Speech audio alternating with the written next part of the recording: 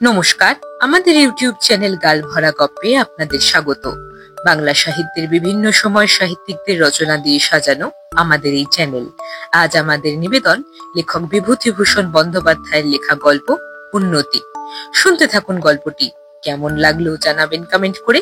ভালো লাগলে লাইক করবেন, শেয়ার করবেন বন্ধুদের সাথে, আর চ্যানেলটা সাবস্ক্রাইব করতে ভুলবেন না।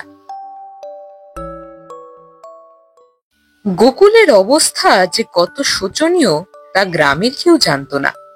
বুদ্ধিমতী গোকুলের মা নিজের দারিদ্র লোকচক্ষু থেকে যথাসাধ্য লুকিয়ে রাখার চেষ্টা করত, কিন্তু এবার শীতকালের দিকে অবস্থা এমনি দাঁড়ালো যে আর কোনো রকমে ঢেকে রাখা চলে না।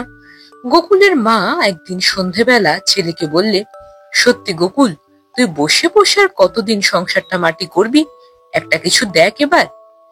গোকুল পৈতৃক কোঠা বাড়ির ভাঙা রোয়াকের এক পাশে বসে সান্ধ্য চা পানে নিযুক্ত, অর্থাৎ চটা ওঠা একটা কলাই করা বাটিতে সে এক প্রকার ফিকে কটা রঙের বিস্বাদ তরল পদার্থ সেবন করছিল। তাতে দুধের ছিটে ফোঁটা থাকলেও চিনির বালাই ছিল না। পুরনো খেজুর গুড় সংযোগেই গোকুলের প্রাত্যহিক চা পান নিষ্পন্ন হয়। আজ ওর মা গুড় দিতে নারাজ, ও চাইতে গিয়ে বিমুখ হয়ে এসেছে।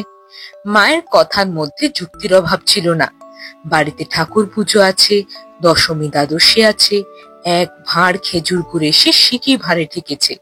নতুন বছরে এখনো গুড় কেনা হয়নি, কিনবার পয়সাও নেই। ওইটুকু ফুরিয়ে গেলে তখন চলবে কিসে? এই গুড়ের ব্যাপার নিয়ে মা ছেলের বচসা চলল সারা সন্ধেবেলা। গোকুল বিয়ে থা করেনি, বয়স এই মোটে 25 বছর। বাপ মারা যাওয়ার পরে লেখাপড়া ছেড়ে দিয়ে আজ 8-10 বছর বাড়িতে বসে আছে। গরিব বা মনে সহায় সম্পত্তিহীন ছেলে কে চাকরি করে দেবে? লেখাপড়ারও তেমন কিছু জোর নেই, সংসার অবশ্য খুব বড় নয়। সে আর তার মা। গোকুলের বাবা বেঁচে থাকতেই মেয়েটির বিবাহ দিয়ে গিয়েছিলেন 12 বছর বয়সে, তাই রক্ষে। নইলে এ বাজারে আর ভগ্নীর বিবাহ দেওয়া গোকুলের সাধ্যে কুলিয়ে উঠত না। গোকুলের মা বললে, আমার বুদ্ধি শোন গোকুল, চল আমরা কলকাতায় যাই। সেখানে কত লোকে কত কি করছে, সেখানে গেলে তোর একটা হিল্লে হয়ে যাবেই। আমিও তোকে ফেলে তো থাকতে পারবো না, আমিও সঙ্গে যাই, বড় আমবাগানটা বিক্রি করে ফেলি। এ প্রস্তাব মা আরো কয়েকবার করেছে, কিন্তু গোকুলের গাঁ ছেড়ে কোথাও যেতে মন সরে না। কলকাতা শহরকে মনে মনে সে ভয় করে। অত বড় শহরে তো লোকে তার জন্য চাকরি নিয়ে বসে আছে। মার যেমন কথা, কিন্তু মার কথায় আজ তার মনটা উৎসাহিত হয়ে উঠল। ভাগ্য পরীক্ষা করে দেখলে হয় একবার। এখানেও তো মাঝে মাঝে অনাহার শুরু হয়েছে আজকাল, সেখানে তার চেয়ে বেশি কি কষ্ট হবে? কলকাতায় পয়সা রোজগারের অনেক রকম উপায় আছে সে শুনেছে বটে। সারা রাত ধরে মা ও ছেড়ে পরামর্শ করলে, বড় বাগান বিক্রি করলে এখন দর হবে না। বন্ধক রেখে সেই টাকা থেকে প্রথম কয়েক মাস শহরের খরচ চলবে, এখানকার বাড়িতে কিছুদিন তালা বন্ধ থাকুক।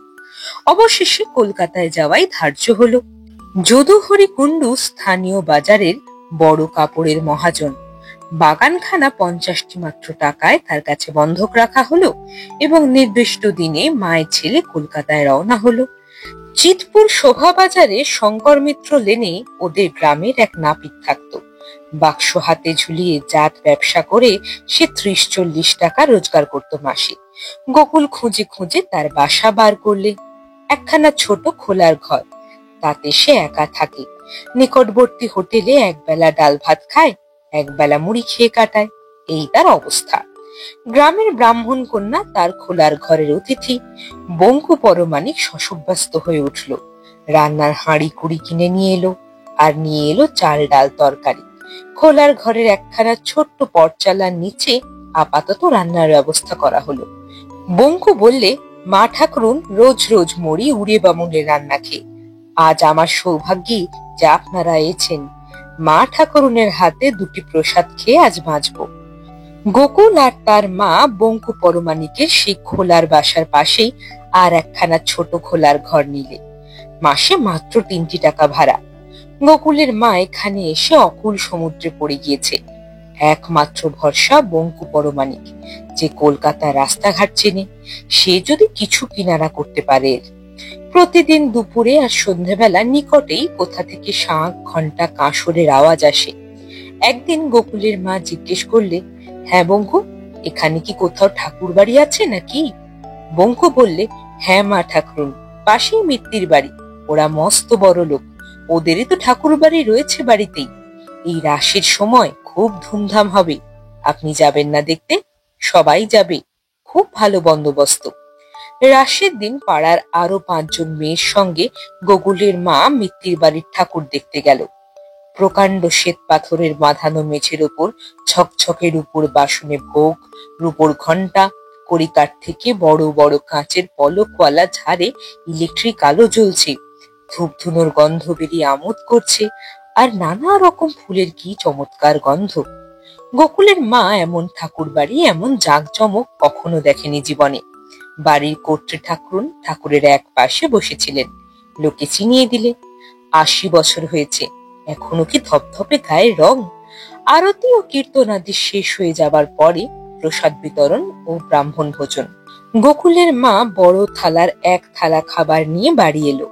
মা ও ছেলে দুজনেই খুব বেশি এসব খাবার, ফলমূল কখনো পাড়াগায় চোখেও দেখেনি। গোকুলের মা আরো 2-4 দিন ঠাকুর বাড়ি সন্ধেবেলা কীর্তন শুনতে গেল। একদিন গিন্নি মা ওকে লক্ষ্য করলেন, নতুন মুখ, একে তো আগে কখনো দেখেননি ঠাকুর বাড়িতে। কাছে ডেকে বললেন, তোমার বাড়ি কোথায় গা? এসো, তোমার সঙ্গে আলাপ করি। গোকুলের মা সম্ভ্রমে সংকোচে একেবারে জড়সড় হয়ে গেল। মুখ দিয়ে ভালো করে কথা বেরোয় না। এত বড় বাড়ির কর্ত্রী নিজে যেচে তার সঙ্গে আলাপ করতে চাইছেন। ও সব পরিচয় দিলে। দেশে দুঃখে কষ্টে পড়ে এখানে এসেছে, কাছেই খোলার বাড়িতে থাকে। ছেলেটি চাকরি বাকরির চেষ্টা করছে, কেই বা চাকরি দেবে, এখানেও কাউকেই চেনে না। গিন্নিমা ওর সঙ্গে অনেক কথাবার্তা কইলেন। লোকটি বড় ভালো।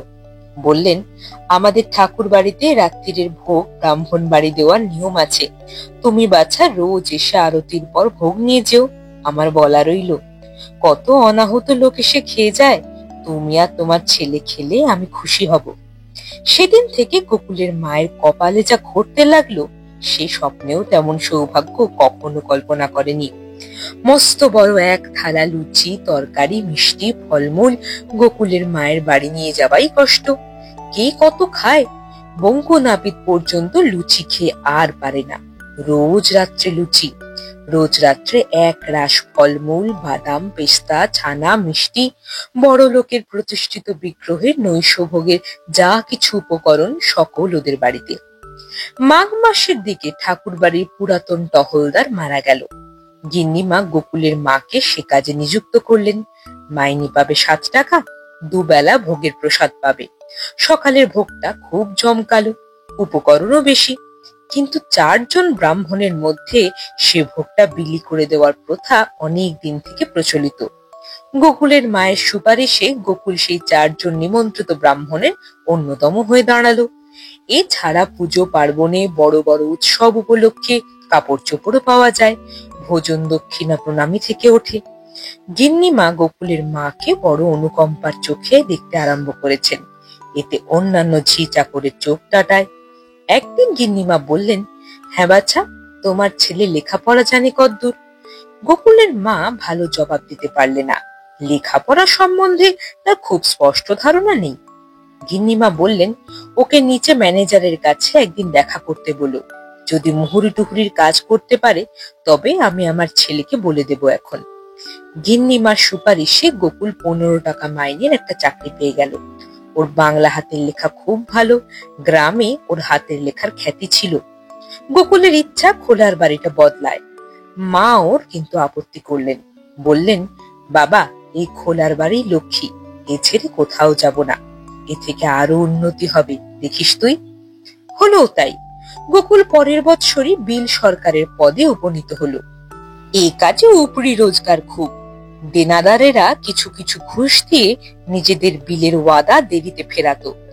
গোকুল মাসে ইচ্ছে করলে 50 টাকা অনায়াসে রোজগার করতে পারত, কিন্তু ও স্টেটের মুখের দিকে চেয়ে কোথাও ঘুষ নিত না। ফলে ওর আমলে টাকা বেশি আদায় হতে লাগলো। ম্যানেজারের নজর পড়লো ওর দিকে। সংসার সেরেস্তায় নায়েবের পদ খালি হলো ইতিমধ্যে। বুড়ো নায়েব নালু মুখুজ্জের চোখের অসুখ হওয়ার দরুন সে পেনশনের দরখাস্ত করলে এই পদে মাসে 100-150 টাকা কমিশন পাওয়া যায় বিভিন্ন মুদি খাবারওয়ালা দোকানদারের কাছে। ন্যায্যভাবেই এটা পাওয়া যায়, এতে স্টেটের কোনো অনিষ্ট নেই। এ কাজে একজন বিশ্বস্ত লোকেরই দরকার বটে। ম্যানেজার একদিন ওকে ডেকে বললেন, গোকুল, সংসার সেরেস্তার নায়েবের কাজের জন্য তুমি দরখাস্ত করেছো?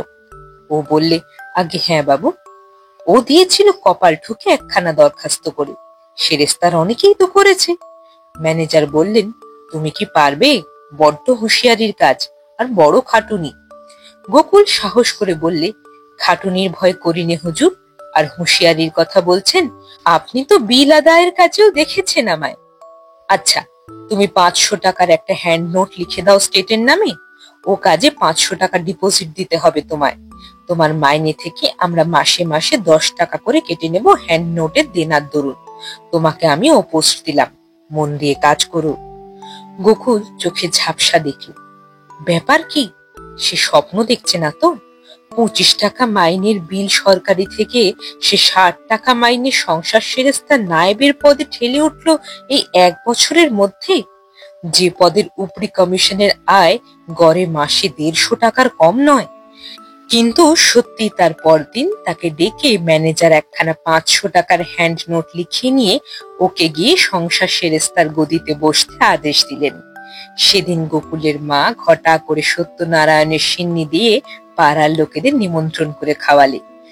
লোকজনের ভিড় কমে গেলে কাছেই রমানাথ মণ্ডলের গলির বাড়ুজ্জে বাড়ির বড় বউ গোকুলের মাকে এক পাশে ডেকে বললেন, মা, তোমাকে একটা অনুরোধ রাখতে হবে।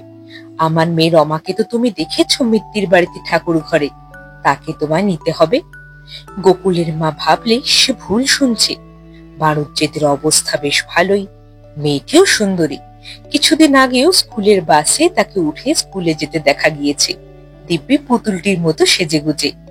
আজ বাড়ুজ্জে গিন্নি আপনা থেকে প্রস্তাব নিয়ে এসেছেন তার সঙ্গে গোকুলের বিয়ের।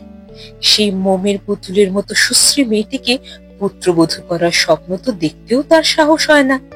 বাড়ুজ্জে গিন্নি খুব হাঁটাহাঁটি আরম্ভ করলেন। একদিন সামাজিক ভাবে মেয়ে দেখাও হলো। মেয়েকে পছন্দ না করার কোনো কারণই থাকতে পারে না। বিয়ে প্রায় সব ঠিকঠাক। বাণুজ্যের বাড়ি থেকে মেয়েরা দল বেঁধে পাত্র দেখতে এলো। পাত্র গোকুল মুখে বিয়ের ব্যাপারে কিছু না বললেও মনে মনে খুশি ছিল। মেয়েটি সত্যি সুশ্রী, তার উপর ভালো অবস্থাপন্ন ঘরে স্কুলে পড়া মেয়ে।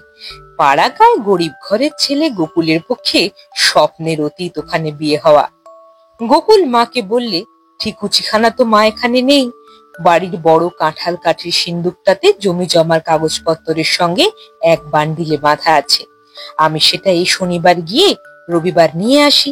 অনেকদিন দেশে যাওয়া হয়নি, অমনি বাড়িঘর দেখেও আসা হবে এখন। শনিবার দুটোয় অফিস ছুটি হতেই গোকুল শিয়ালদা স্টেশনে গিয়ে ট্রেন ধরে বাড়ি রওনা হলো। এসেছে আজ 3 বছর দেশ থেকে, এর মধ্যে আর যাওয়ার অবকাশ ঘটেনি। সন্ধ্যার কিছু আগে নিজের গায়ে ঢুকতেই হাটতলার চারদিক থেকে লোকে ওকে ছেঁকে ধরলো। আজ শনিবার, গ্রামের হাট, সব লোক আজ সেখানে জড়ো হয়েছে। শেষ হাটে জিনিসপত্র সস্তা হয় বলে অনেকেই বেলা শেষ করে তবে হাটে আসে। আরে গোকুল না, বেঁচে আছিস? আমরা ভাবলাম এতদিন কোথায় ছিলে গোকুল বাবাজি, তোমার মা কোথায়? এই যে গোকুলদা, কোত্থেকে একদিন পরে? সব ভালো তো? নানা অধীর আগ্রহ ভরা প্রশ্নোত্তরের আদান প্রদান। গোকুলের বেশভূষা দেখে সবাই বুঝলে ওর নিশ্চয়ই ভালো চাকরি হয়েছে কলকাতায়। সবাই এই 3 বছরের ইতিহাস শুনবার জন্য ব্যস্ত। গোকুল তাদের হাতেরই পৈতৃক বাড়ির চাবি খুলল। ঘরদোর বিশ্রী অপরিষ্কার হয়ে রয়েছে, উঠোনে বন জঙ্গল গজিয়েছে, জানলায় দরজায় উই ধরেছে, কড়ি কাটে বাদুর চামচিকের বাসা। পাশের বাড়ির ছোট ছেলেকে ডেকে একটা হ্যারিকেন লণ্ঠন চেয়ে আনলো ওদের বাড়ি থেকে। তক্তপোষটা থেকে এক রাশ চামচিকের নাদি সরিয়ে সেখানে সুটকেসটা নামিয়ে রাখলে। একটু পরে 3 মুখুজ্জের ছেলে প্রমোদ ডাকতে এলো। প্রমোদের বাড়ি যেতে গোকুলের যথেষ্ট সংকোচ বোধ হচ্ছিল।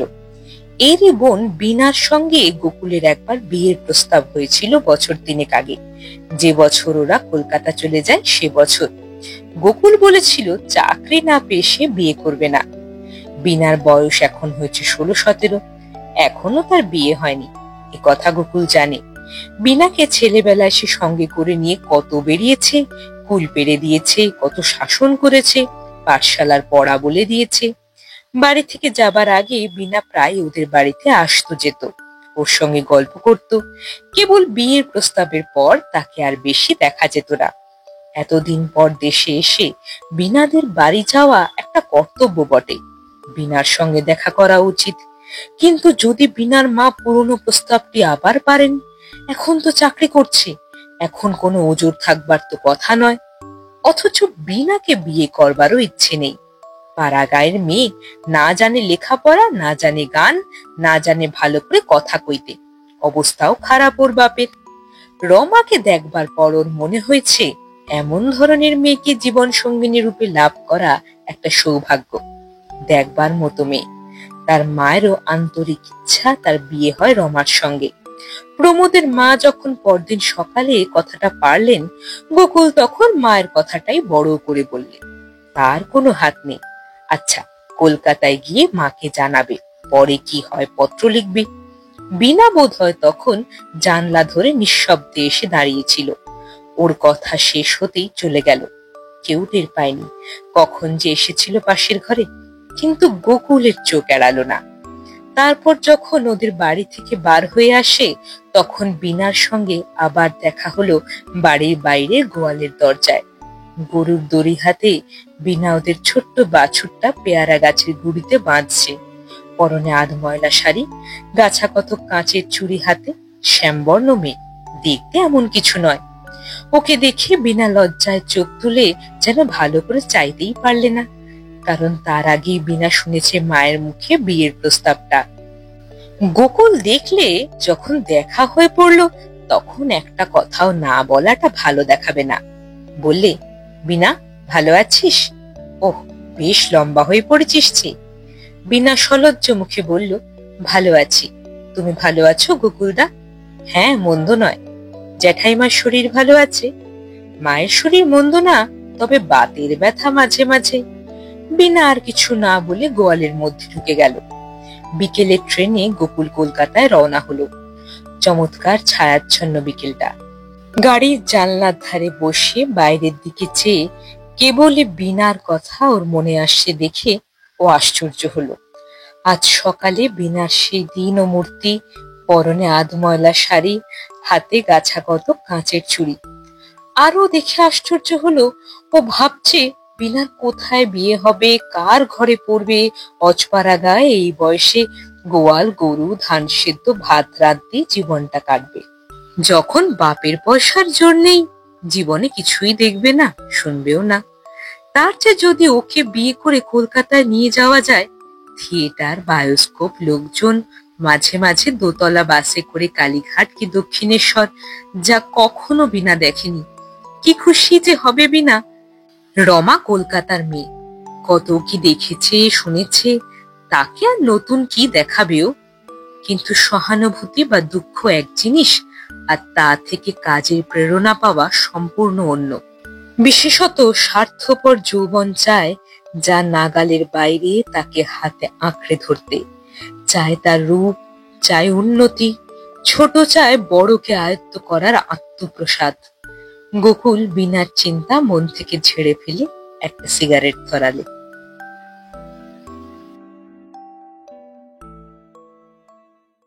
শুনছিলেন লেখক বিভূতিভূষণ বন্দ্যোপাধ্যায়ের লেখা গল্প উন্নতি।